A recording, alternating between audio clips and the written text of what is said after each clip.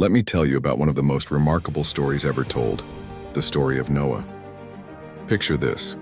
Thousands of years ago, in a world that had become consumed by wickedness and corruption, there lived a man who stood apart from the rest. Noah was different. He was righteous, blameless, and walked faithfully with God when everyone else had lost their way. God looked down at the world he had created and felt deep sorrow. The hearts of people had become so dark that he decided to start anew. But Noah gave him hope. So God appeared to Noah with an extraordinary request: build an ark, a massive wooden vessel that would save not just his family, but pairs of every animal species on earth.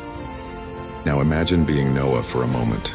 Picture yourself receiving these instructions to build a giant boat in a place where it had never rained before. Your neighbors are laughing, calling you crazy, but you keep building day after day, year after year. The ark had to be massive, about 450 feet long, 75 feet wide, and 45 feet high. That's longer than a football field. For years, Noah worked tirelessly. He didn't just build. He warned people about the coming flood, giving them a chance to change their ways. But no one listened. They kept mocking him right until the day the first raindrops fell. Then everything changed. The skies opened up and rain poured down for 40 days and 40 nights. Springs burst forth from the ground. The waters rose higher and higher, covering even the tallest mountains. Inside the ark, Noah, his wife, his 3 sons and their wives, along with thousands of animals, floated safely while the world they knew disappeared beneath the waves. Can you imagine being on that ark? The sounds of the animals, the crashing waves outside, wondering if you'd ever see land again? For over a year, they floated on those waters. Finally, Noah sent out a dove, and when it returned with an olive branch, they knew their ordeal was nearly over. When they finally stepped onto dry land, they witnessed something beautiful: a rainbow arcing across the sky.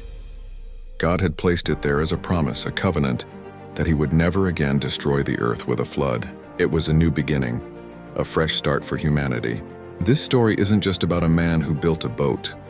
It's about unwavering faith in the face of ridicule, about standing firm in your beliefs when the whole world thinks you're wrong. It's about trust, obedience, and the reward that comes from staying true to your convictions even when it seems impossible. Noah's story reminds us that sometimes the craziest sounding instructions might be the most important ones we'll ever receive, and that one person's faithfulness can make all the difference in the world.